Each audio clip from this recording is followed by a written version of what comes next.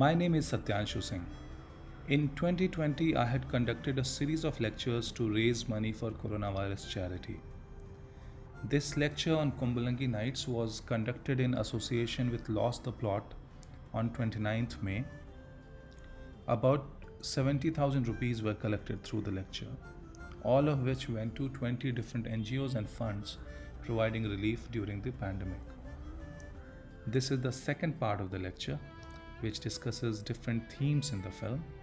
I hope you enjoy listening to this.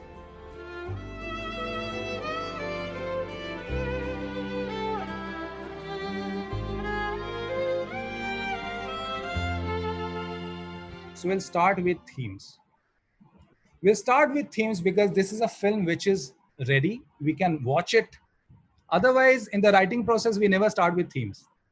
It's advisable that we start with characters and the setting and understanding the emotion of the film rather than the theme of the film. Theme is easy to figure out. Emotions are not. Characters are not easy to figure out. Themes are easy. So once you figure out the themes, you will then make sure that everything you do is there to serve the theme. You have told yourself that my film is about superstitions and why superstitions are bad. And you follow that line so blindly that your film becomes a critic of not superstition, but faith. When you start your research, when you start building your characters, there are certain topics or subjects which will keep coming back to you again and again. I'm not saying that you should not pay attention to it. Pay attention to everything that comes to your head because everything is important, but don't get married to it.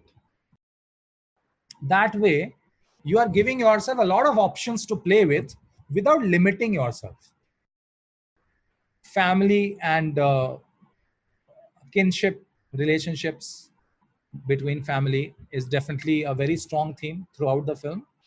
Patriarchy is a strong theme. Then class issues and class differences and self-esteem related to class. And then grief is a very important theme in the film.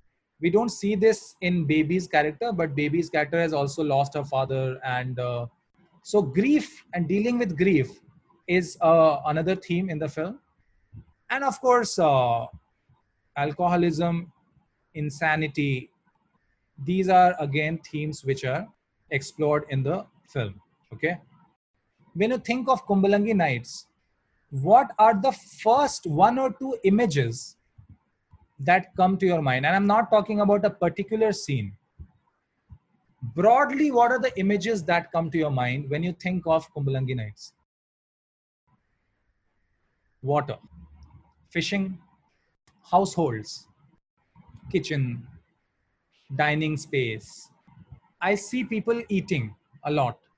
Please do not be mistaken that these images are there by chance. If you're a film writer, if you're a screenwriter, you have to write with images in your mind. And when you start working on a story, if you are a screenwriter, you will be inundated with images. And you will then have to organize your images so that you come up with an image system. Image systems can be of two types, external and internal, two types of image systems. Okay. You are watching a film and you see someone walking with a stick and a white cloth on the stick. What do you figure out from this image? When you see someone walking with a white color flag in his hand, it is peace, it is surrender, right? You have just started watching the film. The film has not informed you of this white flag, which means this image system of a white flag standing for peace has been carried by you. You have brought this image system from your world.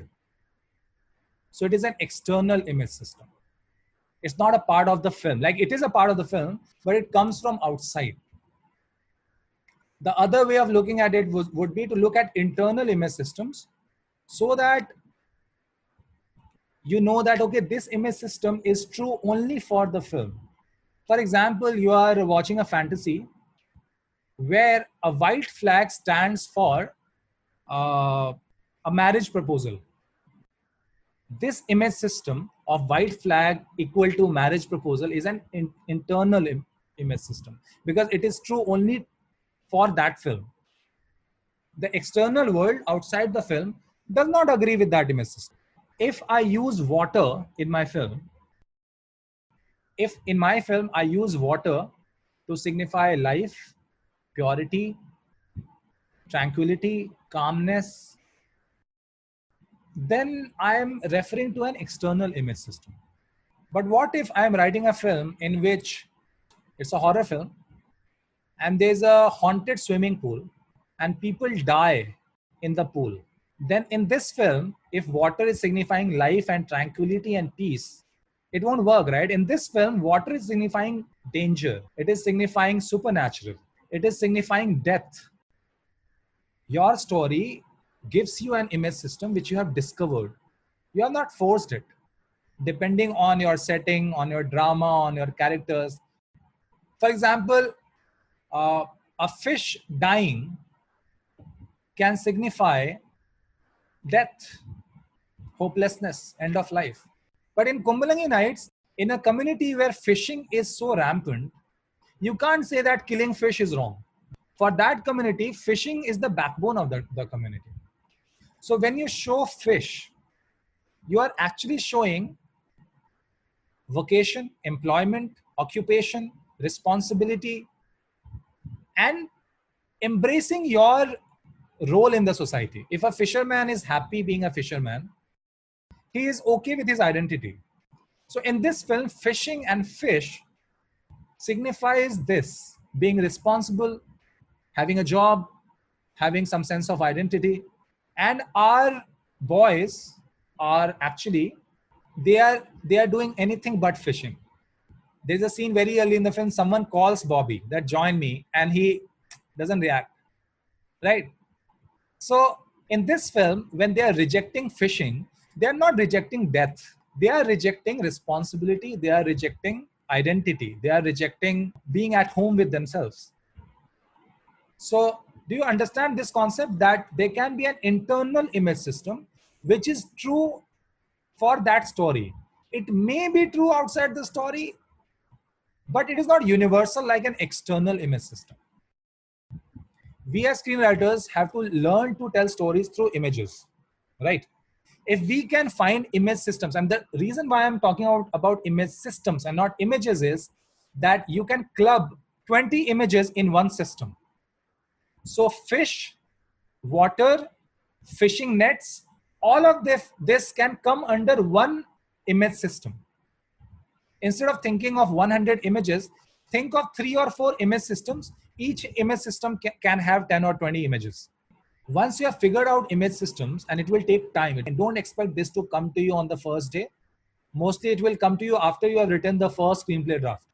But once you figure out image systems, what you can do is you can surprise yourselves. For example, when the writers of Kumbalangi Nights figured that very clearly fishing is a sense of identity, fishing is a sense of responsibility, fishing is a sense of finding yourself, we must use the image of fishing when we see our 4 brothers in action in the climax.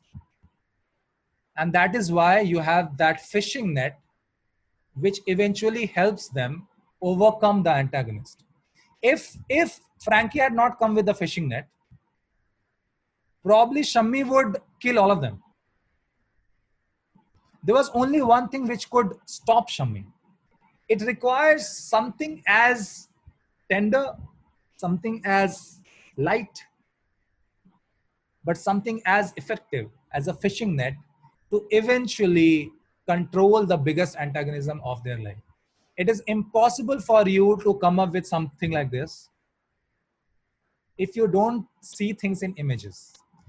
And if you see things in images, but you cannot organize those images, again, this beautiful meaning will not be created. Because your film should be economically constructed. If your film, in every scene, if there are 10 images, the image system will be lost. The audience will stop following you. Okay? So when we talk about the themes of Kumbalangi Nights, we have to talk about the image system in the film. Okay?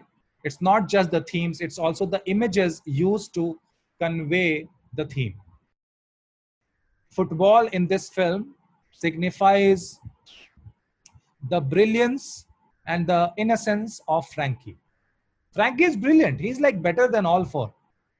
Football signifies the brilliance and the innocence and the helplessness of Frankie, right? So when you have that scene where you see a football floating in water, that image is there consciously. गलती से नहीं shoot हो गया वो, set पे रखा था, camera घुमा दिया.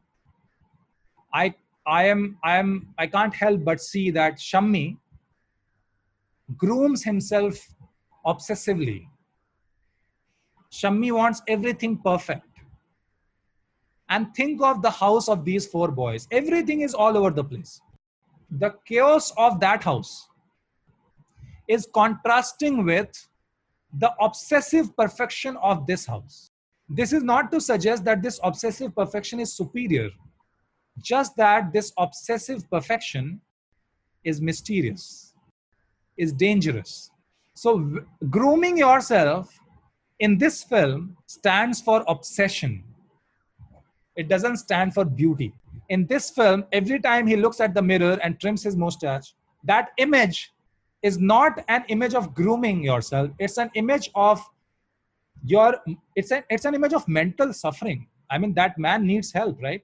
Shammi owns a salon. So his grooming becomes an image for antagonism.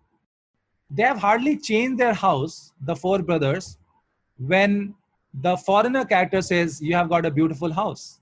And Frankie is surprised, really?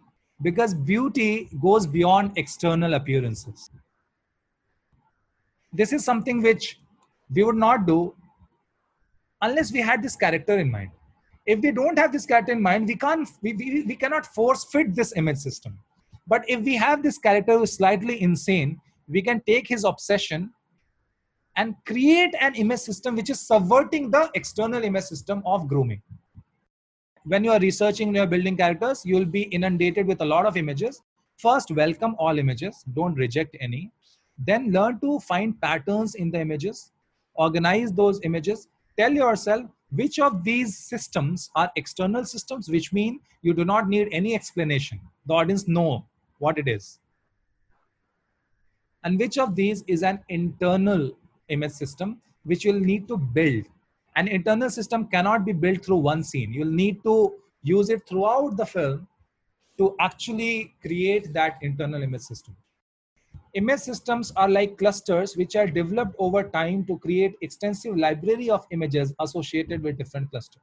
And when it comes with story, when it comes with character, when it comes with emotion, when it comes with themes, your audience knows that there's something rich out there, even if they don't understand it. So your film becomes rich because every time you watch the film, you discover new things.